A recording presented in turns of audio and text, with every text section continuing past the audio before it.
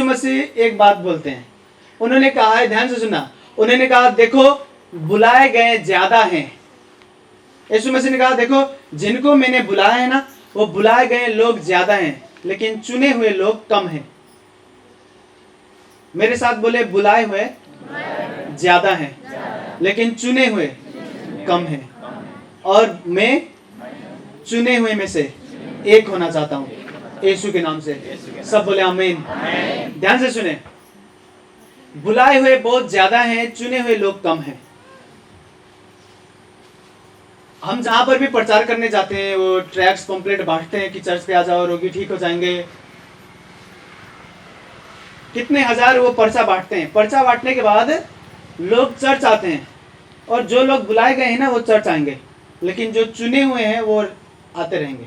आमीन। सुन रहे कि नहीं मेरी बात को? आमीन। देखो ध्यान से सुना, मैंने बाइबल में पढ़ा है और मैं अच्छे से पढ़ता हूँ। वहां पर एक जगह पे क्या लिखा है, यीशु मसीह बोलते हैं, सुनना ध्यान से, इसको मिस नहीं करना। यीशु मसीह बोलते हैं, अगर तू बुलाया गया है और मुझे प्रेम करता है तो तेरे लिए मैं भलाई उत्पन्न करूंगा। सुनो, जिसको बुलाया है परमेश्वर ने उसके लिए भलाई करूंगा बोल रहा है, तो जिसको वो चुन लेगा उसके लिए क्या क्या करेगा। बुलाने से महान है चुनना। पहले बुलाया जाता है, लाखों उन लोगों को परमेश्वर एक ही बार बुलाता है, और बुलाए में से कितने लोग चर्च आ जाएंगे, प्रचार सुनेंगे, और जो चर्च आ जाएंगे उनमें से भी जो आत्मिक होगा, यीशु मसीह को सच्चे दिल से प्रेम करेगा, दुख सुख में हर हालात में उनके पीछे चलेगा, उनमें से कितने को चुनेगा। और चुने हुए लोग खास होते हैं। बुलाने भर से ही चमत्कार होते हैं, बुलाने भर से ही भलाई मिलता है। तो सोचो अगर उसने चुन लिया आपको तो क्या होगा। मैं 17, 18, 19 का था तब मुझे चुन लिया था परमेश्वर ने, बुलाया था 16 का था तब। जब 16 साल का था तो मुझे बुलाया था, मैं चर्च जाता था, बाइबल पढ़ता था, फिर छोड़ दिया मैंने जाना। फिर मैं वापस से चर्च जाने लगा, प्रार्थना करने लगा सीरियस होके पूरे ध्यान से। उसके बाद उसने मुझे चुन ली। जो लोग चुने जाते हैं वो आशीष बरकत से भी महान चीज पाते हैं अपने जीवन में, लेकिन बस बुलाने भर से ही आशीष मिल जाएंगे। यहाँ पर लोग आते हैं, बीमार लोग आते हैं, प्रार्थना हो जाएगा, ठीक हो जाएंगे, चल जाएंगे, बुलाने भर से आते हैं, चमत्कार पाके जाते हैं। लेकिन जो लोग टिके रहते हैं उन्हें परमेश्वर चुनता है, और जब वो चुने हुए लोग में से चुने जाते हैं ना, फिर उनके लिए चमत्कार, आशीष, बरकत जीवन भर रहता है। आमीन। समझ रहे हैं? तो बुलाए हुए मत बनो, बुलाए हुए मत बनो। पहले वो बुलाता है लेकिन बाद में आपको चुने हुए बनाना चाहता है। चुने हुए लोग में से बनो। चुने हुए लोग खास होते हैं, बहुत खास। देखो मेरे साथ प्रार्थना करें, पहले आंखों को बंद करें, बोले परमेश्वर मेरे मन में काम करें, मेरे दिमाग को खोलें, मैं आपके वचन समझ पाऊं, और आपके वचन के द्वारा मैं 100 गुना फल फलाऊं। यीशु के नाम से मैं जब यहाँ से जाऊं तो मैं बुलाया हुआ नहीं, चुना हुआ इंसान बनूं, यीशु के नाम से। सब बोले आमीन। आप इजाजत देंगे तो मैं पानी पीऊं, ठीक है? देते हैं कि नहीं देते हैं? हाँ, बाबा काहे नहीं पानी पीवा दादा। बोल रहे हैं बाबा काहे नहीं पानी पीवा दादा, पीला पीला।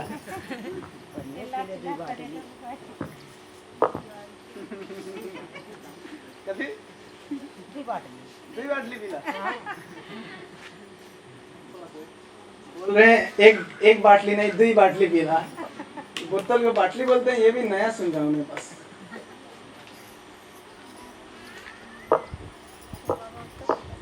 घर में ही ज्यादा प्रार्थना कर देते हैं ना तो गला सूख जाता है, और यहाँ पर बोलना ही पड़ता है, आपको समझाना ही पड़ेगा। ध्यान से सुने इसको।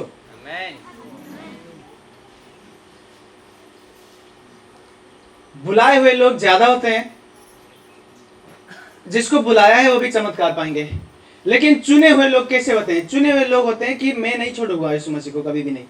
जादू टोना कराने के पास फुकाने झराने कभी नहीं जाऊंगा। मेरा बस एक ही खुदा है, वो यीशु मसीह है। हर हाल में प्रार्थना करूंगा, दुख हो या सुख हो, मैं उनको कभी नहीं छोड़ूंगा। चुनने का मतलब समझते हैं? चुनने का मतलब छांटना, अच्छी चीज निकालना। ध्यान से सुना, पहले जांचा जाता है, उसके बाद चुना जाता है। आप कुछ भी खरीदने जाओ, ऐसे कपड़े खरीदने जाओ तो ऐसे बहुत ज्यादा कपड़ा दिखा देंगे आपको, लेकिन उन कपड़ों में से आपको जो चुनना होता है उसे पहले जांचेंगे आप, उल्टा पलटा के जांचते कि नहीं, फटा हुआ तो नहीं है, अच्छा से सिला हुआ कि नहीं, कलर गया है कि नहीं, उसका रंग उड़ा है कि नहीं। सुन रहे हैं कि नहीं? जांचने का मतलब देखो, पहले परमेश्वर बुलाता है, बुलाने के बाद वो अगर आपको चुनना चाहे तो जांचेगा, जांचने के बाद ही आप चुने जाओगे। समझ रहे कि नहीं? बोलो मेरे साथ, बोले परमेश्वर मुझे बुलाएगा, उसके बाद मुझे जांचेगा, अगर मैं जांच में पास हुआ तो मुझे लाखों लोगों में से चुनेगा और मेरे जीवन भर मुझे बरकत देगा यीशु के नाम से। सब बोले आमीन। ध्यान से सुनिए, आप आंखों को खोलना है, आपको ध्यान से सुनना है। कौआ आमीन बोल रहा है, आमीन ऐसे नहीं होता। कहाँ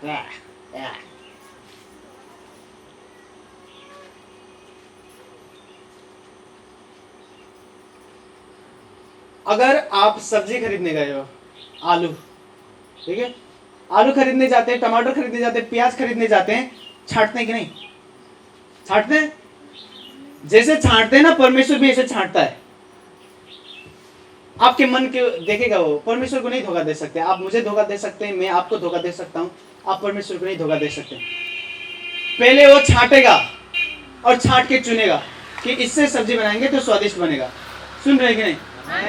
ध्यान से सुने, आप इसको सुनना है ध्यान से, थोड़ा सा सुनेंगे आज, उसके बाद जाएंगे यहाँ से, लेकिन इसको अपने मन में लगा रखें, इसे अपने मन से निकलने ना दें।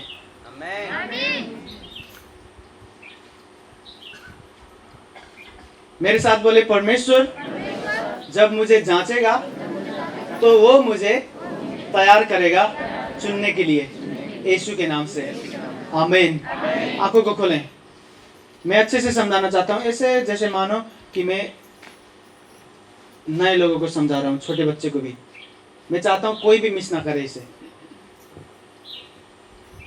परमेश्वर आपको जांचेगा और जांच कष्ट में से होके जाएगा, कष्ट में से, दुख में से, परेशानी में से होके ले जाएगा और खड़े खड़े देखेगा आपको कि ये क्या कर रही है, क्या कर रहा है ये। उस वक्त जब आपको वो देखेगा, वो निर्णय करेगा आपकी परिस्थितियों में। जो आपके मन है ना, आपके मन निर्णय करेगा, योजना बनाएगा कि आप चुने हुए बन सकते हैं या बस बुलाए हुए बनेंगे। सुन रहे हैं कि नहीं? जांचने का मतलब होता है दुख और कष्ट और परेशानी, और जब दुख और कष्ट परेशानी से होकर आपको ले जाएगा, वो ही असली जांच है। चमत्कार हो रहे हैं, बरकत आ रहे हैं, जो काम नहीं बन रहे थे वो बनने लगे, तो कोई भी प्रार्थना करेगा, कोई भी बोलेगा यीशु मसीह मैं आपको जीवन भर प्रेम करूंगा। लेकिन परमेश्वर बोलते हैं कि तू अभी बुलाया गया है, तुझे मैं तब चुनूंगा जब जांचूंगा। तो जांच कैसे होते हैं? जांच आपको मारने के लिए नहीं आए हैं, आपको जांच बर्बाद करने के लिए नहीं आए हैं। मेरे साथ बोले, जांच मुझे मारने के लिए, मुझे बर्बाद करने के लिए नहीं आया है, मुझे सुंदर बनाने के लिए, मेरे जीवन में बड़े महिमा को, बड़े बरकत को ले आने के लिए आया है। सब बोले आमीन। देखो, इसमें ध्यान देना जो मैं अभी बता रहा हूं, ध्यान से सुनना। परमेश्वर अपने दास के साथ था, उसका नाम मूसा था, ठीक है? अजीब नाम है ना, मूसा। ये ना हिंदी बाइबल में है मूसा, नेपाली हम पढ़ते हैं उसमें मूसा लिखा है, इंग्लिश पढ़ते हैं तो मोजेस, लेकिन हिंदी में थोड़ा अजीब है, मूसा, मूसा भाई। तो परमेश्वर मूसा को बोलता है, मूसा ना 16-17 लाख से भी ज्यादा लोगों को अगुवाई करके उनके अगुए बन के आगे आगे चलता था, और परमेश्वर मूसा को बताता था कि यहाँ से दाएं जाना है, यहाँ से बाएं जाना है, तो मैं तुम्हें दूध और शहद बहने वाले देश में ले जाऊंगा। तो मूसा बोलता है, परमेश्वर आप जहां पर भी दिखाएंगे मैं चलूंगा और अपने लोगों को भी ले जाऊंगा उसी रास्ते पे। परमेश्वर फिर दर्शन में आते हैं, दर्शन में आके बोलते हैं कि मूसा तू लाल समुद्र, वो इजराइल में, आप कभी जाएंगे तो देखना, लाल समुद्र के किनारे में जा, लाल समुद्र ये है तो इसके किनारे में जाके ना, उसके पास ही वहां पर तंबू लगा के बैठ जाओ, तुम सब लोग यात्रा नहीं करना, सफर नहीं करना, वहीं पे रहना है। और परमेश्वर बोलता है, देख मैं जो तुम्हारे दुश्मन है राजा फिरौन और उसके सेना को भेजूंगा ताकि वो आए लड़ने के लिए तुमसे, तुम्हें मारने के लिए आए। लेकिन जब फिरौन आएगा तो वो नहीं मारेगा तुम्हें, तुम लोगों को नहीं मारेगा। मैं अपनी महिमा दिखाऊंगा, मैं अपनी सामर्थ दिखाऊंगा तुम्हारे बीच में। ध्यान से सुनना, ध्यान से सुनना, भूलना नहीं इसे, क्योंकि आप में से कितने लोग नए हो ना, आपको ये जरूरी है सुनना। तो परमेश्वर ने जैसा कहा ऐसे मूसा गया, और मूसा ने किसी को नहीं बताया था कि परमेश्वर ने ये बोला है। लाल समुद्र के किनारे जाके वहां पर तंबू वंबू पालन लगा के खाते हैं, पीते हैं, अच्छे से बैठते हैं। जब आंख उठा के देखते हैं लोग, तो देखते हैं फिरौन आ रहा है तलवार लेके, अपनी सेना लेके, और बहुत बड़ा सेना लेके आ रहा है। अब वो कैसे भागेंगे? इधर जाएंगे तो समंदर है, समंदर तो छोटा है नहीं, समंदर बड़ा होता है, तैर के कोई नहीं जा सकता आर पार, मर जाएंगे लोग। उन्हें पता चला कि हम समंदर में कूद जाएं बचने के लिए तो डूब के मर जाएंगे, थक जाएंगे। कितना तैरेंगे? 1 घंटा तैरेंगे, 2 घंटा तैरेंगे, 1-2 घंटे में वार पार नहीं हो सकते, डूब के मर जाएंगे। और उधर लड़ने जाए तो उनका सेना इतना शक्तिशाली और इतना खतरनाक, और इतने खतरनाक हथियार लेके आए, हम मर जाएंगे। इधर जाएंगे तभी मर जाएंगे, समुद्र की ओर जाएंगे तभी मर जाएंगे। तो लोग चिल्लाने लगे, रोने लगे, डांटने लगे मूसा को कि तूने हमें यहाँ क्यों लाया, मारने के लिए लाया तूने। फिर मूसा बोलता है कि देखो तुम चुपचाप रहो, चुपचाप रहो, शांत रहो और परमेश्वर की महिमा देखो। फिर मूसा प्रार्थना करता है। फिर परमेश्वर बोलते हैं, मूसा मैं लाल समुद्र को 2 भाग करूंगा। वचन में लिखा है परमेश्वर मूसा के द्वारा समुद्र को 2 भाग करता है। वो समुद्र आज तक है। और कहां से 2 भाग हुआ था? वो वहां पर पिल्लर गाड़े गए हैं, ये बताने के लिए कि इस पिल्लर से लेके उस पिल्लर तक 2 भाग गए थे यहाँ से। वचन में लिखा है जब फिरौन का सेना पास आ जाता है उन्हें मारने के लिए, देखो उनको क्या लगा, इधर जाएंगे तभी मर जाएंगे, इधर जाएंगे तभी मर जाएंगे, बर्बाद हो जाएंगे। लेकिन परमेश्वर ने कहा जांच तुम्हें बर्बाद करने के लिए नहीं, तुम्हारे विश्वास बढ़ाने के लिए, गवाही बढ़ाने के लिए, और भी ज्यादा इज्जत देने के लिए आया है। लेकिन जांच कभी कभी लगेगा आपको मार देगा, वो आपको बर्बाद कर देगा। जांच जब परमेश्वर करता है ना, कभी कभी जांच लगेंगे कि मैं खत्म हो गया अब। लेकिन परमेश्वर अपने वचन में कहता है कि जांच तुम्हें बनाने के लिए है, बिगाड़ने के लिए नहीं। आपको जांच क्यों आया है? आपको बचाने के लिए, मारने के लिए नहीं। सुन रहे हैं कि नहीं? तो लाल समुद्र 2 भाग हुआ। परमेश्वर ने कहा यहाँ से लेके जाने को बोल। लाल समुद्र 2 भाग हुआ ना, तो बीच में रास्ते बन गए, आधा समुद्र इस भाग, आधा समुद्र इस भाग, बीच में से खाली जमीन हो गया, वहां पर चल के जाने लगे। वचन में लिखा जब इजरायली लोग, मूसा और मूसा के लोग वहां से जा रहे थे, तो फिर उन्होंने कहा भाई ये तो लाल समुद्र 2 भाग करके जा रहे हैं, कौन सा जादू है ये?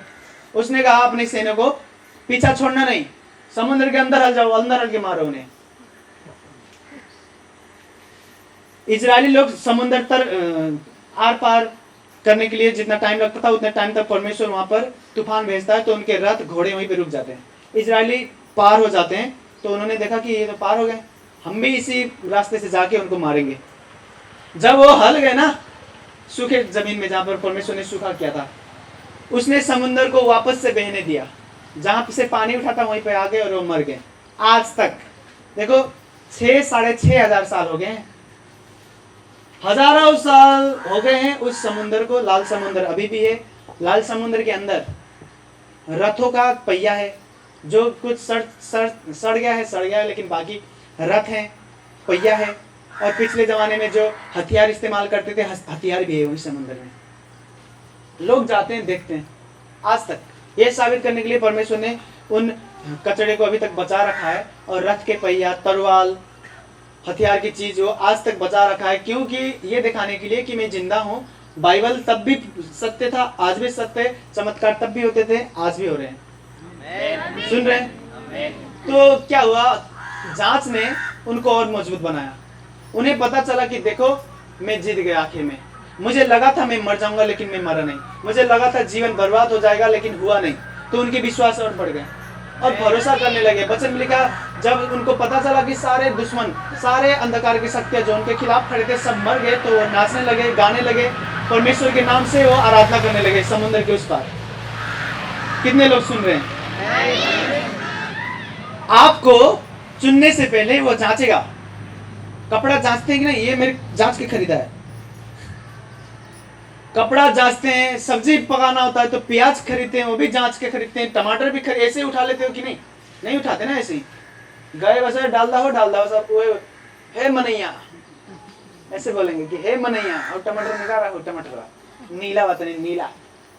एक एक टमाटर देख देख के रखेंगे। जांचने का मतलब आसान नहीं है। जब परमेश्वर आपको जांचेगा तो कभी कभी वो दुखों में से होके लेके जाएगा। वो आपको सिखा रहा है। वो दुख जो परमेश्वर को विश्वास करते हुए, परमेश्वर को प्रेम करते हुए, परमेश्वर के रास्ते चलते हुए जो दुख आया है ना, वो दुख आपको मारने के लिए नहीं, आपको ऊंचा उठाने के लिए आया है। बहुत ऊंचा उठा देगा आपको। मैं अपने जीवन से आपको बताऊंगा। और मुझे प्रचार करने में क्यों आसान है पता है? मैं यहाँ पर जो लिखा है बस वो प्रचार नहीं करता। यहाँ पर जो लिखा है वो मेरे जीवन में पूरा होते हैं तो मैं अपना जीवन प्रचार करता हूँ। तो मुझे बहुत आसान होता है, मुझे मुश्किल नहीं होते वचन प्रचार करना। देखो जब मैं प्रार्थना करने लगा, ध्यान से सुनना, प्रार्थना करते वक्त मेरा पेट कैसे ऐसे गुड़ गुड़ गुड़ गुड़ गुड़ गुड़ गुड़ गुड़ करता था। कभी प्रार्थना नहीं की, गलत काम करता था, पापों में डूबा था। मैंने यीशु मसीह को माना था, बपतिस्मा भी लिया था, तब भी चर्च नहीं जाता था। बोला कि बूढ़े लोग जाते हैं भाई, बपतिस्मा ले लिया, गलती से ले लिया, हम जाएंगे नहीं वापस। जो मन में आए वो काम करते घूमता था। बीमारी कभी नहीं हुई मुझे। लेकिन जब मैं 17-18 साल का हुआ, बुद्धि आने लगा, कभी कभी चर्च जाने लगा, उसके बाद मैंने नियम बनाया कि मैं अभी प्रार्थना करूंगा, बहुत प्रार्थना करूंगा, लगभग 17-18 के बीच में। तो मैं प्रार्थना करने लगा, वचन पढ़ने लगा। मैंने किसी साल में, आप यकीन नहीं मानेंगे, ठंडी महीना में लोग जो घाम निकलता है तो घाम के नीचे बैठते हैं ना, किसी ठंडी महीने में मैंने घाम के नीचे बैठा ही नहीं।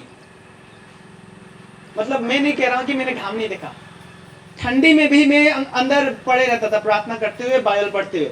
जब निकलता था तो शाम हो जाते थे, घाम होता नहीं था। लोग मुझे बोलते थे कि घाम में बैठा कर, अंदर क्या करता है। और मुझे बहुत मजा आता था प्रार्थना करने में, इतना प्रार्थना में डूबा रहता था कि लोग, अभी आजकल तो जब मैं बाइबल पढ़ रहा हूँ तो अभी दिमाग है थोड़ा बहुत, पहले नहीं था। बाइबल पढ़ता हूँ तो ऐसे धूप के नीचे बैठ के भी पढ़ सकते हैं, लेकिन पहले इतना दिमाग नहीं था और मैं लगा था पूरा प्रार्थना में। मैंने कितने ठंडी महीने में घाम भी नहीं तापे। खाना खाता था, कमरे के अंदर ही प्रार्थना करते रहता था, किसी और के घर में। अपना घर नहीं था ना उस वक्त। उन्होंने बोला था हाँ आ जाओ प्रार्थना कर लो, बाद में वो भी भगाने लगे, बोले दिन भर रहता है तो दिन भर। उन्हें भी अंदर आना था ना, सामान रखे होते थे तो उन्हें भी अंदर आना था, तो मुझे इंतजार करते थे कब खोलेगा। मैं शाम को निकलता था, फिर गुस्सा करने लगे। जब मैं प्रार्थना करने लगा ना तो मेरे पेट गुड़ गुड़ करते थे। मैंने कहा पेट को क्या हो रहा है। उसके बाद मैं बीमार होने लगा, मेरे पेट की बीमारी शुरू हुई। परमेश्वर मुझे इस्तेमाल करता था, रोगी बीमारी ठीक होते थे मेरे प्रार्थना के द्वारा, लेकिन खुद मेरे पेट में बीमारी हो गई। बीमारी चली कुछ टाइम तक। मैंने कहा ये हो क्या रहा है। जो परमेश्वर के बड़े बड़े दास होते थे, परमेश्वर के बड़े बड़े दास, मुझे उस वक्त पता नहीं चलता था कि इसको जांच बोलते हैं। उन्होंने कहा कि परमेश्वर तुम्हें जांच रहा है। देखो परमेश्वर उनको जांचता है जिसको वो प्रेम करता है। ध्यान से सुना, आपको वो प्रेम करता है और जांचने के बाद आपको चुने हुए लोगों में से एक बनाना चाहता है, महान लोगों में से एक बनाना चाहता है। इसीलिए प्रेम करके वो जांच रहा है आपको। ये रस्सी खरीदेंगे, रस्सी खरीदने से पहले इसको जांचते तो खींचेंगे नहीं, ऐसा खींचने से इसे दर्द होता होगा, लेकिन इसे प्रेम करके ना खींच रहे हैं। अगर टूटेगा नहीं तो घर ले जाएंगे, अपने जीवन का हिस्सा बनाएंगे, चर्च में इसे बांध के रखेंगे। क्यों जांचते हैं? क्योंकि प्रेम करते हैं। आप कुछ भी खरीदने जाओ पहले आप जांचते हो। क्यों जांचते हो? क्योंकि प्रेम है भाई। अगर जांच में पास हुआ तो अपने साथ ले जाएंगे उसे, है कि नहीं? परमेश्वर आपको प्रेम करता है इसीलिए जांच रहा है। उसके जांच के टाइम तक, जब तक वो चमत्कार ना करे, जब तक आपको दुखों में से होके लेके जाए, वफादार बने रहो, प्रार्थना करे रहो, उसको प्रेम करते रहें। टाइम आएगा, जांच का समय निकलेगा, वो आपको जांच पूरा होने के बाद क्या होता है? 10 क्लास के जांच देते हैं तो लोग 11 में जाते हैं।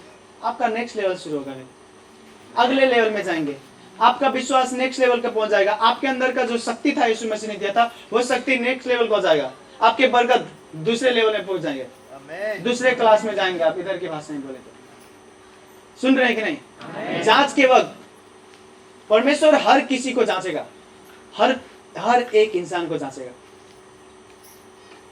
जांचने के बाद अगर जो वफादार मिला तो उसे चुन लेगा वो अपने बड़े कामों के लिए। बुलाने भर से ही चमत्कार होते हैं। बुलाए गए लोग चमत्कार पाते हैं, लेकिन जो चुने हुए होते हैं वो चमक देंगे, साथ बैठ के खाएंगे, क्योंकि आप बुलाए गए हो। लेकिन जब आप वफादार होगे ना, तो आपको मैं जिम्मेवारी दूंगा अपने साथ, हक दूंगा, हक। परमेश्वर हक देता है। परमेश्वर से बस बरकत मत पाओ, उनसे हक पाओ। वो हमारा पिता है, वो हक देगा आपको। ये सारी धरती उसकी है, आपने घर नहीं बनाया, वो परमेश्वर बोलेगा ये पृथ्वी मेरा है, और मेरी बेटा मेरी बेटी का घर नहीं है, वो आपको घर देगा। ये सारा जमीन आसमान उसका। आप ऑक्सीजन की कमी है, सांस नहीं फेर पा रहे, आप दम फूलता है, परमेश्वर बोलेंगे कि सारा ऑक्सीजन मैंने बनाया है, तुझसे सांस नहीं लिया जा रहा। परमेश्वर ऑक्सीजन को आगे देगा, बोलेगा उसके अंदर जा, कैसे भी जा, उसको ठीक करते हुए जा, क्योंकि ऑक्सीजन उसका है। वो हक देगा आपको। हक का मतलब समझते हैं? जो उसका है वो आपका है। जो एक गाड़ी बनाता है, गाड़ी बनाने के बाद ना वो कंपनी एक्स्ट्रा पार्ट्स बनाते हैं। बस एक गाड़ी बना के अपना सांचा बंद करके नहीं फेंकेंगे, वो गाड़ी बनाने के बाद उसका पहिया भी बनाएंगे, उसका जो भी लगेगा वो सब चीज बनाते हैं। वो क्यों बनाते हैं? क्योंकि उन्हें पता है अगर कुछ खराब होगी, बिगड़ गई, तो यही में से डालेंगे हम। तो परमेश्वर ने आपको बनाया, तो आपके पुर्जे भी बनाए उसने स्वर्ग में। आपके दिल में छेद है, वो नया दिल देगा आपको। मजाक नहीं कर रहा हूं मैं। आपकी किडनी खराब है, वो दूसरा किडनी डाल देगा आपके अंदर। पहले आप चुने हुए बनो। जब चुने हुए बन जाओगे, आप हक वाले बन जाओगे। स्वर्ग में सामर्थ है। स्वर्ग में सामर्थ क्यों है? ऐसे सजाने के लिए नहीं, जिसको चुनता है सामर्थ उनको देता है, बोलता है तू इसे इस्तेमाल कर। एक अच्छा पिता जब अपने बेटे को जांचता है ना, जांचने के बाद अपने अधिकार देगा। वो जांचने के बाद बोलेगा मेरा बिजनेस ना अभी मैं जो संभाल रहा हूँ, तुझको मैंने जांचा, तू भी संभाल सकता है इसको, इससे बढ़ा सकता है, मैं तुझे जिम्मेवारी दूंगा। एक अच्छा पिता अपने बेटे को ऐसे ही नहीं देखेगा कि भाई तेरे सर पे डाल देते, नहीं, पहले जांचेगा उसे, देखेगा कर पा रहा है कि नहीं कर पा रहा। अगर जांच में पास हुआ तो हक पाएगा। सुन रहे हैं कि नहीं? आमीन बोले जा रहे हैं मुझे, लेकिन लग नहीं रहा आप समझ रहे हो। समझ रहे हैं? पूरे दिल से सुने जो मैं आपको बता रहा हूं, ये जीवन बदल सकते हैं आपके। उसने मुझे जांचा, जांच होने के बाद मैं पास हो गया।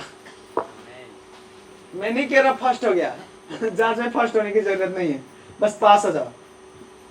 उसके बाद जीवन भर, मैंने कहा जीवन भर वो आपको ऊंचा करेगा। उस जांच को याद करेगा, बोलेगा देख मैं कैसे कष्ट में से होके इसको लेके जा रहा था, तब भी ये वफादार था। उसी चीज को याद करते हुए जीवन भर, उसी एक चीज को याद करते हुए, उसी एक सीजन, जो सीजन में आपको ले जाएगा ना जांच के सीजन में, उसी सीजन को याद करते हुए जीवन भर बरकत दे सकता है आपको। जीवन भर। मेरे पेट की बीमारी थी, और बहुत लोग चिढ़ाते थे मुझे, और मुझे भी एक पल के लिए लगा, जो मेरी मौसी अभी यीशु मसीह को मानती है, वो उसके पूरे घर के लोग मानते हैं, जो जिसके बारे में मैंने गवाही दिया है पिछली बार। और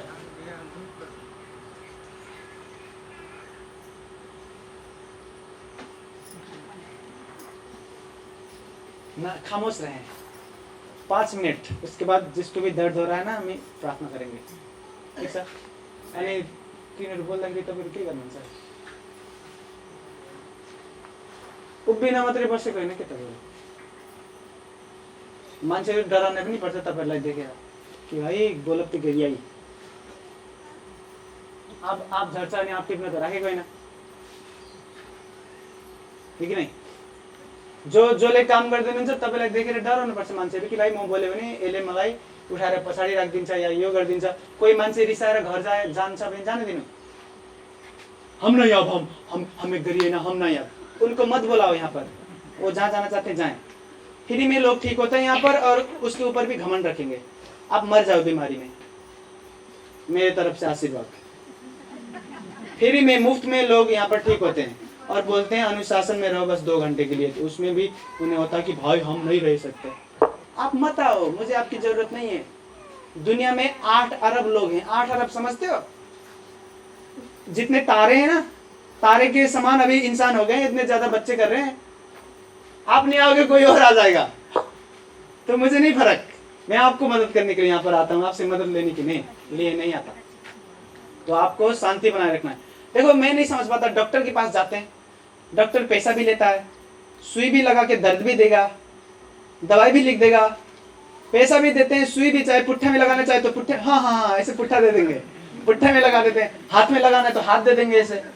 लेकिन हम ना सुई लगाते हैं ना पैसा लेते हैं, प्रार्थना करते हैं मुफ्त में फ्री में रोगी ठीक होके जाते हैं, फिर भी ऐसे हल्ला करते रहते हैं, 2 घंटे के लिए भी नहीं शांत रह सकते।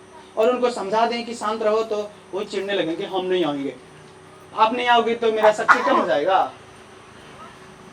हाँ कुछ नहीं होता मेरा आप नहीं आएंगे कोई और आएगा, है कि नहीं? बीमार लोगों की कमी नहीं है दुनिया में।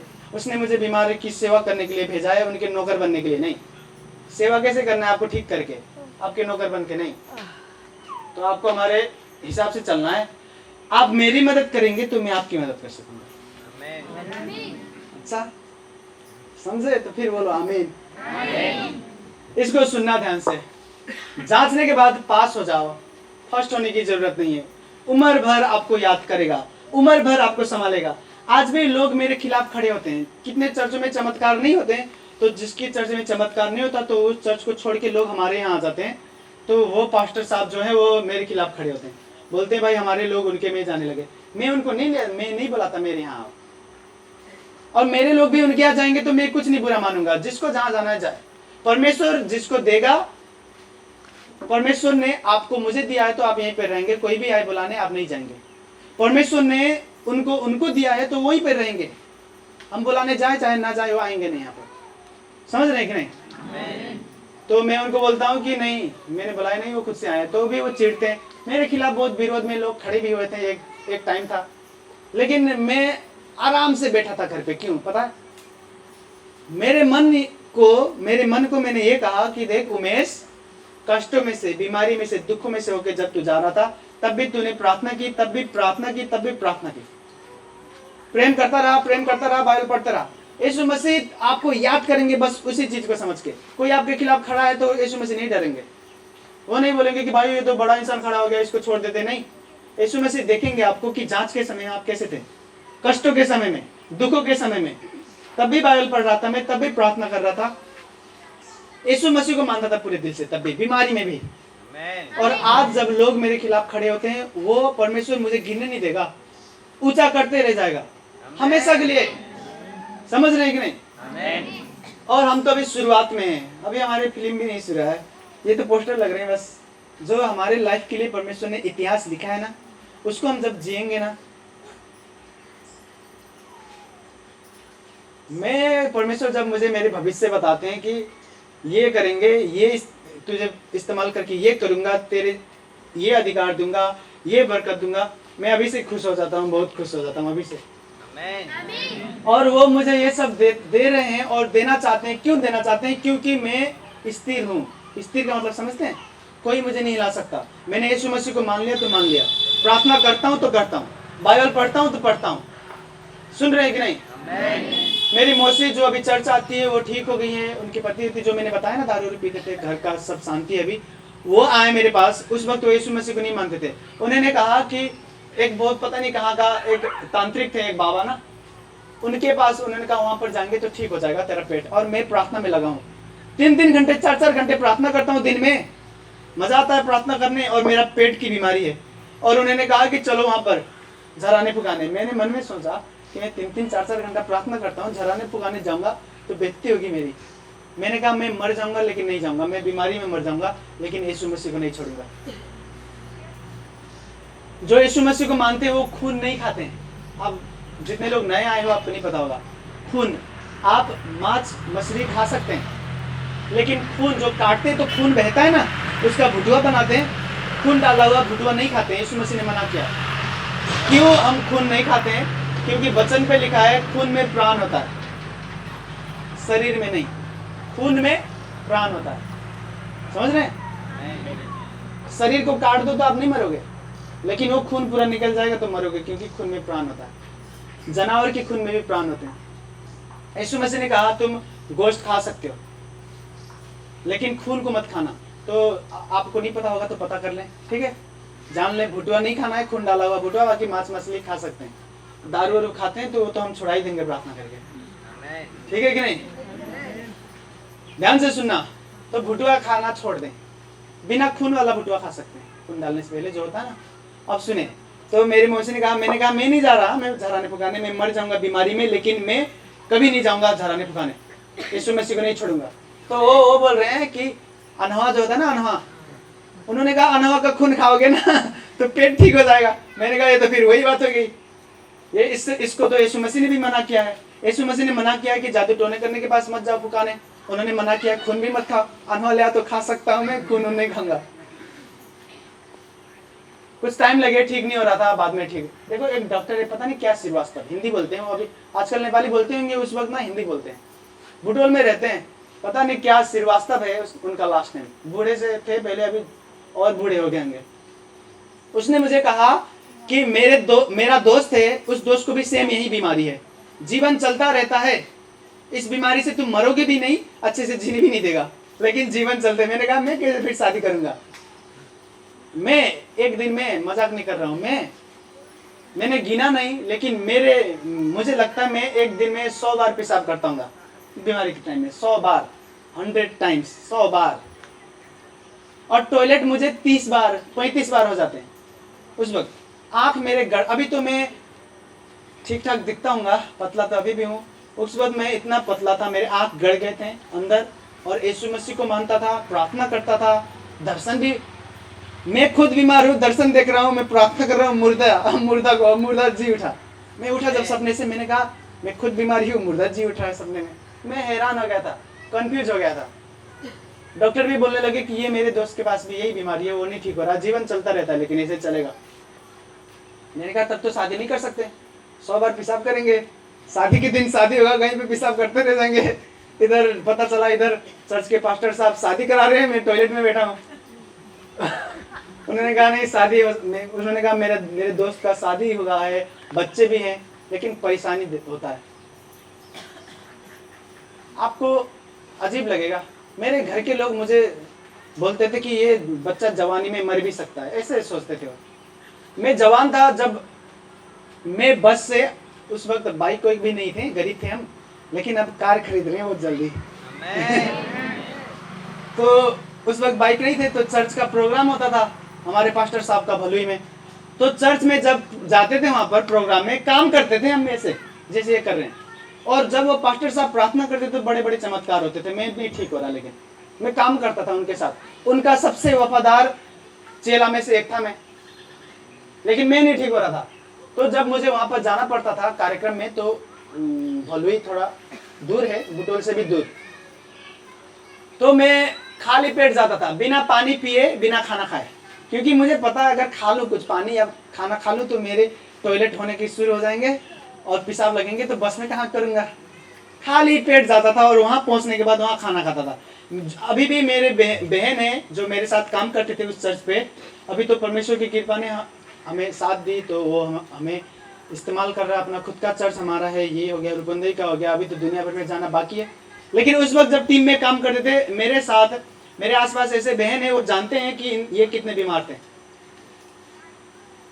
वो जानते थे कि वो अगर मैं कहीं पे खो गया ना तो जानते थे दाई टॉयलेट जाने वाला, अगर मैं मिला नहीं तो वो जान जाते थे कि वो टॉयलेट गए हैं। ये बीमारी थी और मैं प्रार्थना करता था, मुझे पता था यीशु मसीह सच्चा खुदा है, लेकिन मेरे जीवन में चमत्कार नहीं कर रहा था वो, लेकिन मैंने फिर भी छोड़ा नहीं। मैंने आपको बताया है, एक दिन रात को उन्होंने कहा आज से मैं तुझे ठीक करूंगा, आज से। मैं बहुत रोया, मेरे आंस ऐसे गिरने लगे, अकेले कमरे में बैठा था, बहुत रोया मैं। उन्होंने कहा आज से मैं तुझे ठीक करने वाला हूँ और तू ठीक हो जाएगा तो तेरे जीवन में इतना बड़ी सामर्थ्य दूंगा मैं, तू दूसरे लोगों को ठीक करेगा। मेरे रोग ठीक हो गए, कुछ भी रोग नहीं है मुझे। देखो कोई 50 बार 100 बार टॉयलेट करता था, 30-35 बार टॉयलेट जाता था, टॉयलेट करने के लिए, पेशाब करने के लिए तो 100 बार। रात को मैं बाल्टी लेके अपने कमरे में, जैसे बूढ़े लोग होते हैं ना, देखो मुझे ये बोलने में शर्म नहीं आता, क्योंकि जो चमत्कार यीशु मसीह ने मेरे लिए किया है ना वो बहुत महान है। अमेरिका भी चला जाऊं तो वहां पर भी ये बोलूंगा गवाही, देखो नहीं मैं बहुत अच्छा दिख रहा हूँ ना, फिर भी देखो मेरी गवाही। बाल्टी लेके, जैसे बूढ़े लोग होते हैं ना, पैरालाइज होता है, हाथ पैर नहीं चलता, तो जितना उठ बैठ पाते हैं तो उठ बैठ के पेशाब। रात को 10 बार उठता था मैं, नींद खुल गई, टॉयलेट पेशाब करके आ रहा हूँ, फिर सो रहा हूँ, फिर देखा टॉयलेट घर पे ही अंदर ही टॉयलेट है, लेकिन एक ही अभी जो हमने घर बनाया तो अटैच है, कमरे में टॉयलेट है, उस वक्त ना थोड़ा दूर जाना पड़ता था। घर में ही है लेकिन थोड़ा दूर। तो मैंने कहा बाल्टी रख लेते हैं मैं रात को बाल्टी में पेशाब करता था और इसे बाल्टी लिए सुबह, जवान लड़का, प्रार्थना करने वाला, बाइबल पढ़ने वाला, ऐसे दरवाजा खोल के से निकलता था। मेरी दीदी देखती थी, इसे बोलता था इतना ज्यादा मुद्दा तूने। डॉक्टर ने कहा था कि इतना पेशाब हो रहा है, पानी ज्यादा नहीं पियोगे तो और पतले हो जाओगे, शरीर तो पानी से बना है, किडनी में असर करेंगे। ज्यादा पानी पीना, ज्यादा पीते थे तो 10 बार रात को भी पेशाब कर लेते थे, बहुत ज्यादा पेशाब लेके निकलते थे ऐसे बाल्टी में। शर्म आता था खुद से, लेकिन यीशु मसीह को छोड़ा नहीं। जब लोग मेरे खिलाफ खड़े होते तो उनकी आंख में देखता हूँ, बोलता तेरा बाप आएगा ना तब भी मुझे नहीं गिरा सकेगा, क्योंकि यीशु मसीह जानता है कि मैं मर रहा था, लोग चिढ़ा रहे थे, जवान लड़का कमरे में बाल्टी लेके पेशाब कर रहा है। आप नहीं समझ सकते आज यीशु मसीह ने जो मेरे लिए किया है ना, कोई नहीं रोक सकता, क्योंकि जांच के टाइम में मैं खड़ा रहा, मैं पास हो गया। आज कोई बीमारी नहीं है, कोई भी बीमारी नहीं है। पतला हूं, ज्यादा प्रार्थना करते हैं तो पतला है, शादी के बाद मोटे हो जाएंगे, ठीक है नहीं? शादी में बुलाएंगे आप सबको, ठीक है? फिकर मत करें, अभी भी करेंगे 1-2 साल में। भजन गाए, भजन गा वाला तो शादी में किन कौन भजन गा वाला तो यीशु मसीह वाला गई बात है, ठीक है? बोल रहे भजन गाने आएंगे, भजन गाते हैं, पता नहीं क्या हम सुनेंगे। पहले तो आपका भजन सुनेंगे, पहले क्या गाते हैं आप, अच्छा वाला भजन है तो बुलाएंगे। कितने के शादी में भजन गाते हैं, फुर फुर गाना का गीत हम सुन रहे थे, फुर फुर गई से रहीम रहीम रहेगा ना यार, तो ये वाला भजन गाएंगे तो भजन गा सकते हैं। यीशु मसीह वाला गाएं जितना गाना है।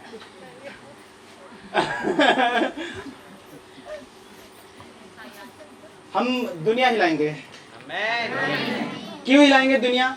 इसलिए नहीं कि हम प्रार्थना करते हैं, इसलिए कि जांच के टाइम में, जांच के जब समय था उस वक्त टिका रहा मैं, समझ रहे हैं? वो आपको जांच रहा है, दुखों में से होके जा रहे हैं, कोई नहीं समझ रहा होगा आपको, वो समझता है, समझ रहे हैं? यीशु मसीह खुद कष्ट में से होके गया। लिखा है यीशु मसीह, मैं कल बाइबल पढ़ रहा था, और बाइबल पढ़ें, जितने लोगों के पास बाइबल है ना, 1-2 लाइन पढ़ के मत बैठें, ऐसे बहुत ज्यादा पढ़ें, कितना भी पढ़ सकते हैं आप। मैंने देखा है लोग बहुत कम बाइबल पढ़ते हैं, बहुत कम। मैं बहुत ज्यादा पढ़ता हूँ, बहुत ज्यादा, क्योंकि मैं खाली रहता हूँ, मैं कुछ काम करता नहीं, बस प्रार्थना करना होता है मुझे, परमेश्वर ने मुझे यही काम दिया। आपको जो काम करना होता है, फिर भी कोशिश करें कि काम में जब फ्री हो जाएंगे तो बाइबल लेके बैठ जाएं। जॉनी लीवर जानते हैं? जॉनी लीवर अभी उतना फिल्म उनका आता नहीं, प्रार्थना में रहते हैं वो जब एक शहर से दूसरे शहर जा रहे थे शूटिंग में, एक देश से दूसरे देश, बाइबल पढ़ते जाते हैं, 22 घंटा बाइबल पढ़ते हैं, समझ रहे हैं? एक बार उन्हें जाना था यूएस में, जाना था अमेरिका में, तो नेपाल से तो लग जाते हैं 22-24 घंटे, वहां से भी 24-22-24 ऐसे लगते हैं। तो 22 घंटे, उन्होंने कहा 22 घंटे तक पढ़ता रहा मैं बाइबल। यीशु मसीह को मानते हैं, वो पूरे दिल से, सच्चे दिल से मानते हैं। खाली टाइम में वो भी काम करते हैं, काम से जब खाली हो जाओ तो तुरंत बाइबल खोल लो, या तो बाइबल नहीं पढ़ना है तो प्रार्थना में जाओ, समझ रहे हैं? खाली टाइम में, जांच के टाइम में आप टिके रहे तो फल फलाओगे। जो पेड़ लगे होते हैं ना, ये मान लो ये पेड़ तूफान आया, तूफान में गिर गया तो ये फल नहीं लेके आएगा, इसका टाइम आ गया, सीजन आ गया, दूसरे पेड़ फल देंगे, लेकिन ये नहीं देगा अगर गिर गया तो। तूफान आई, आधी बेरी आया, इस पे टकराया और ये गिर गया ना, तो ये फल नहीं फलाएगा। तो जब तूफान आएंगे आपके आसपास, आप ऐसा पेड़ बनो, आपका जड़ ना यीशु मसीह में लगा रहे, वो गिरने नहीं देगा आपको। यीशु मसीह को ना छोड़े, वो भी आपको नहीं छोड़ेगा। और टाइम आएगा, सीजन आएगा, फल फलाएंगे। जो चीज आप थोड़े से चाहते थे वो ज्यादा देगा आपको। आज भी मेरे भाई बहन जब मुझसे मिलते हैं, बोलते हैं आपका पेट कैसा है? मैं कहा कब का ठीक हो गया? बोलते नहीं, वो बोलते हैं मुझे, हमें याद है कितना कष्ट होता था। पास्टर साहब को एक बार परमेश्वर ने बोला कि पास्टर साहब के पास आए दर्शन में, फिर परमेश्वर ने कहा कि जितने भी तेरे विश्वासी हैं, जो भी तेरे चर्च पे आते हैं, सबके घर में जा, अपने पैर उनके घर के अंदर जाके अपने पैर उनके घर में रख के सबके घर में प्रार्थना कर। ऐसे परमेश्वर ने उनको कहा था। तो उन्होंने कहा मैं उन सबका टॉयलेट कहाँ है मुझे पता है। बीमारी में गया था, हर एक घर में पेशाब करते हुए जाते थे हम, जाते ही पूछता था टॉयलेट कहाँ है। आज जब उनके घर में अगर मैं जाऊं, कभी मैं जाता नहीं ऐसे, लेकिन मुझे पता है उनके घर में कौन से कोने में टॉयलेट है, घर के बाहर है कि अंदर है। समझ रहे कि नहीं? तो मैं अपने आप को सोचता हूँ तो हंसता हूँ कि मुझे टॉयलेट पता है उनका, इतना बीमारी थी। आज मेरे वही बहन में से एक बहन ऑस्ट्रेलिया है, वो आ रही है, ये 4 दिन बचे, 5 दिन बचे हैं। तो उसने मुझे, वो बहुत मेरी बर्थडे आ रहा है ना, तो उसने कहा कि तुम परमेश्वर के ऐसे दास हो, तुम्हें बहुत अच्छा गिफ्ट चाहिए। मैंने कहा मुझे नहीं चाहिए, आप कुछ भी लेके आए। उन्होंने एक घड़ी खरीदा है बहुत महंगा। मैंने कहा मत खरीदे इसे। उन्होंने कहा हाँ हमने खरीद ली। उन्होंने कहा आपके हाथ में ये अच्छा लगेगा, क्योंकि आप जो करते हैं ना, जो सिखाते हैं, जो प्रेम करते हैं यीशु मसीह में, समझ रहे हैं? वो लोग मुझे जानते हैं अभी तक, और मेरे जीवन को देख के परमेश्वर की तारीफ करते हैं। वो कहते हैं कि आपके जगह पे और कोई होता तो छोड़ देता। वो मैंने छोड़ा नहीं। मैं परमेश्वर को धन्यवाद देता हूँ, मैंने उनको छोड़ा नहीं, और आज मेरे पास ये बरकत है, ये सामर्थ है। दुनिया भर से लोग बुलाते हैं मुझे, प्रचार करने आए हमारे चर्च में, यहाँ पर आए, विदेश में भी बुलाते हैं। मेरे बर्थडे में कितने ज़्यादा लोग गिफ्ट दे रहे हैं। ऐसे मैं गिफ्ट नहीं चाहता, मैं चाहता हूँ कि लोग यीशु मसीह को प्रेम करें, और हम जो मैंने निर्णय लिया अपने लिए कि मैं यीशु मसीह को कभी नहीं छोड़ूंगा, अगर वो भी वो निर्णय ले ले तो ये मेरे लिए सबसे बड़ा गिफ्ट है। जो पैसा इनाम उनाम दे रहे हैं वो नहीं है। आप मुझे पैसा दे दो, कुछ खरीद के दे दो गिफ्ट के लिए, लेकिन यीशु मसीह को छोड़ दो, बाद में आपको देखूंगा, बोलूंगा कहाँ है वो, पता चला वो तो आते नहीं चर्च, तो मुझे आपके गिफ्ट नहीं खुशी देंगे। सुन रहे हैं कि नहीं? मन बना ले, जांच के टाइम में आप अड़े रहें, खड़े रहें, टिके रहें। ऐसा टाइम आएगा जब परमेश्वर इतना फल देगा आपको, लोगों की बोलती बंद हो जाएगी आपके फल देख के। समझ रहे हैं? इस पेड़ को ना, ये लास्ट है, उसके बाद हम जा रहे हैं। बहुत हंसत रहे हो ना।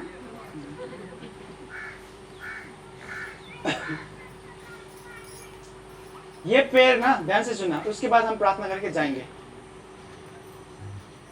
मैं वादे से कह सकता हूं, और पूरे बिना डर के, मन में कुछ भी डर नहीं है ये बोलते हुए, और ये मुझे पता है, ये नियम है दुनिया का, ये मुझे परमेश्वर ने बोला है।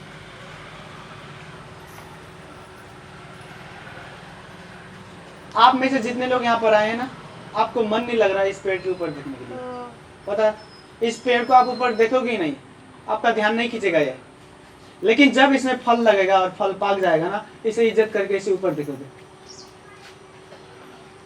जो लोग आपको नीचा दिखाते हैं, नीचा मतलब समझते हैं नीचे, जो लोग आपको ऐसे देख रहे हैं ना, छी छी छी बीमार, छी छी हाईते होते, आपके जिन्हें फल आएगा ना, तो आपको ऐसे देखना पड़ेगा, आपको इतना ऊंचा बनाएगा परमेश्वर। ऐसे देखेंगे, ऐसे ऐसे, अरे बाप रे, हो पागल बका हो, अरे दादा हो, गिर जाते गायने वाला हम कहते।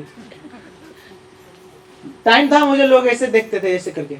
मेरे जांच के टाइम पे मैं खुद अपने आप को ऐसे देखता था, तो लोग तो क्यों नहीं देखेंगे?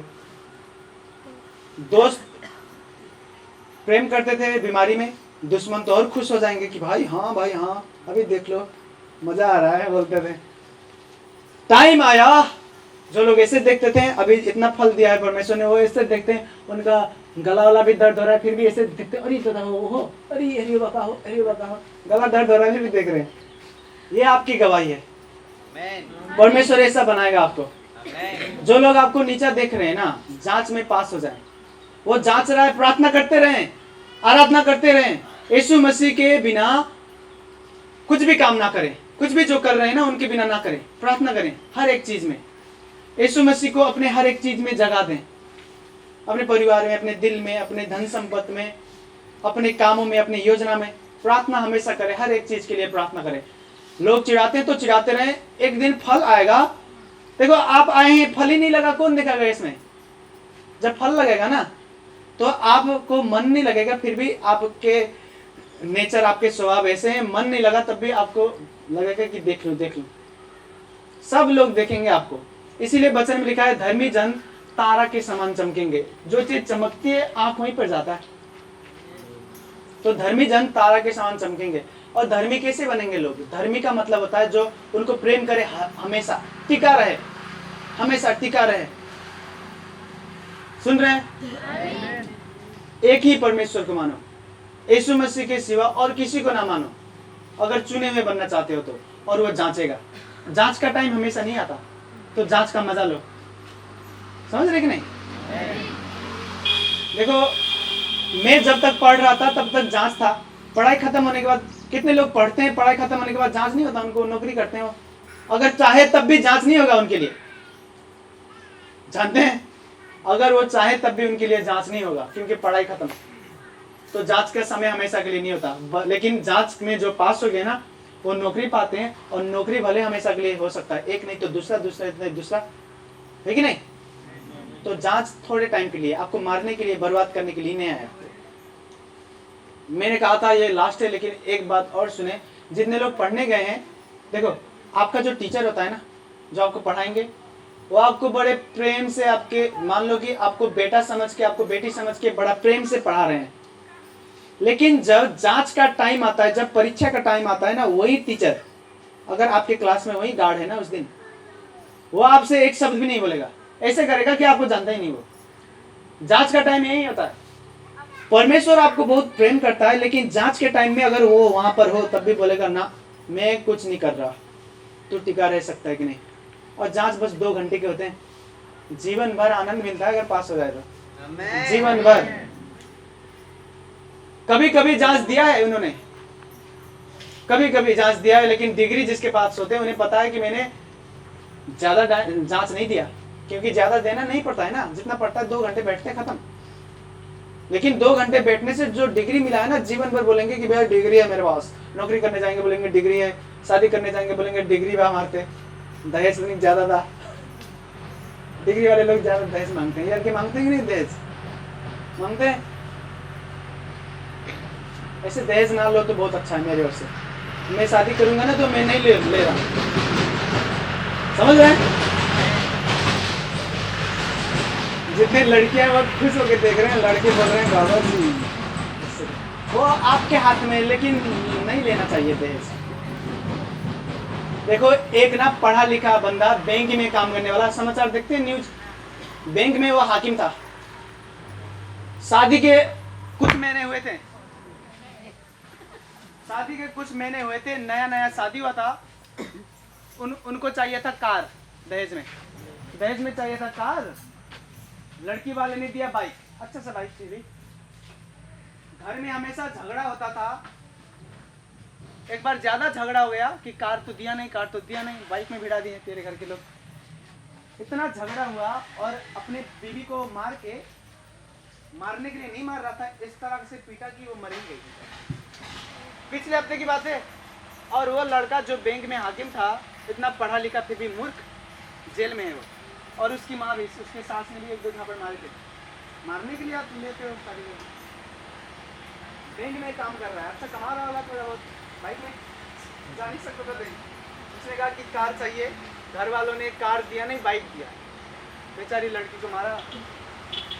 फिल्म की कहानी नहीं होता हमें, न्यूज़ देख लो जाती है, पिछले हफ्ते की न्यूज़ है, नेपाल का न्यूज़ है, ऐसा होता है।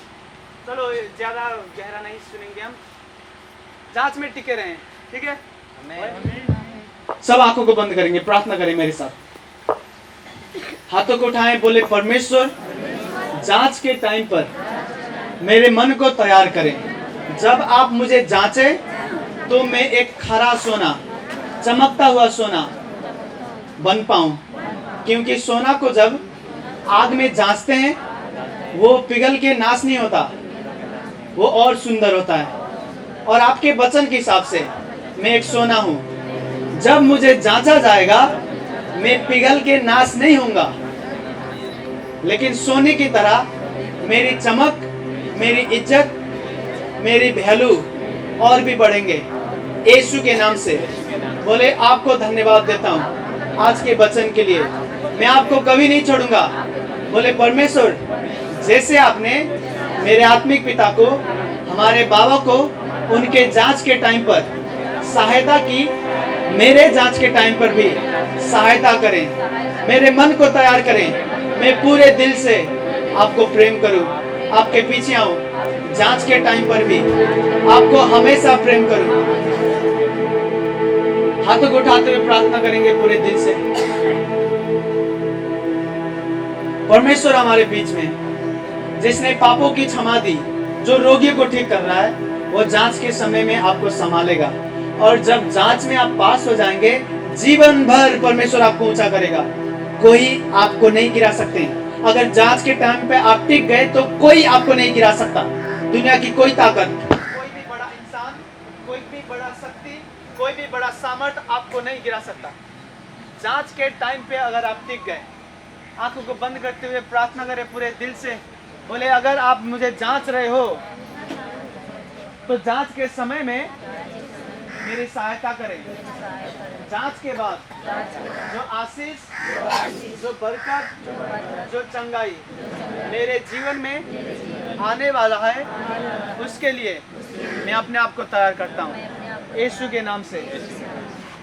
अब पूरे दिल से प्रार्थना करें। जितने लोग बीमार हैं, अपनी बीमारी के लिए प्रार्थना करें, अपने पति के लिए, अपनी पत्नी के लिए प्रार्थना करें। हर एक विषय के लिए, जिस भी चीज के लिए आप प्रार्थना करना चाहते हैं, पूरे दिल से प्रार्थना करें। अपनी बीमारी के लिए प्रार्थना करें, वो आपको सुन रहा है। अपने दुख और दर्द उनको सुनाए। यीशु के नाम से मैं जादू टोने की आत्मा को बांधता हूं।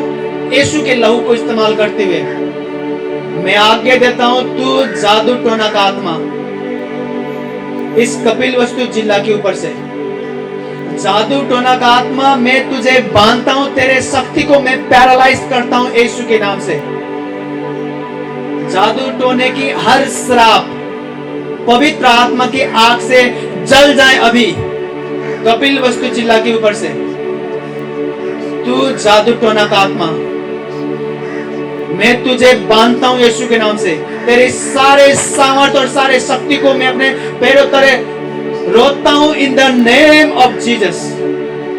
जादू टोना का आत्मा, मैं युद्ध का ऐलान करता हूं, तेरे खिलाफ खड़ा होता हूं और मैं लड़ता हूं यीशु के नाम से। मैं आगे देता हूं, तेरी सारी शक्तियां नाश हो जाएं यीशु के नाम से। हर एक इंसान को, हर एक बच्चा को, हर एक लड़की को, हर एक लड़का को, हर एक घर को, जिसको भी तूने पकड़ा है, जादू टोना का आत्मा तेरा पकड़ उनके में से निकल जाए यीशु के नाम से। जादू टोना का आत्मा नाश हो यीशु के नाम से। जादू टोने की आत्मा के ऊपर मैं परमेश्वर की आग को बरसाता हूं और वो जल जाए यीशु के नाम से। जादू टोने की दुष्ट आत्माएं, वो बुरी आत्माएं जल जाए, नाश हो यीशु के सामर्थी नाम से, in the name of Jesus. और मैं प्रार्थना करता हूं परमेश्वर, जो भी लोग मेरी प्रार्थना को सुन रहे हैं, अगर वो बीमार हैं तो उनके बीमार अंग ठीक हो जाए यीशु के नाम से। बीमार अंग ठीक हो जाए यीशु के नाम से। मर चुके हर एक अंग जिंदा हो जाए यीशु के नाम से। पति और पत्नी के बीच में, परिवार में जो झगड़े चल रहे हैं, वो झगड़ा शांत हो यीशु के नाम से।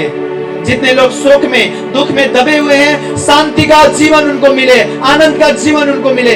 शैतान अपना हाथ इनके हाथों में से, इनके जीवन में से, इनके पैसों में से, इनके शरीर में से उठा ले और जा यीशु के नाम से, जा यीशु के नाम से, जा यीशु के नाम से। रिमो रास्त्रा मोहा रमन्नलहा राखो में नास्त्रे राखो ला रा ला मोहे रिम्बो मो नास्त्रे रमन्नलहा दिल दोररंबा रोमा मो नास्त्रे मोहा लास्त्रे रिखो में नामोस्त्रा रीता रामो ने मोलावाहा। Thank you Jesus.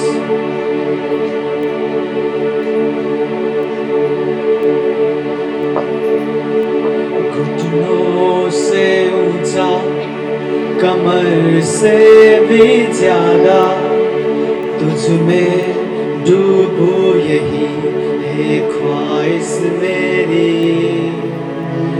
घुटनों से ऊंचा, कमर से भी ज्यादा तुझ में डूबो, यही ख्वाहिश मेरी।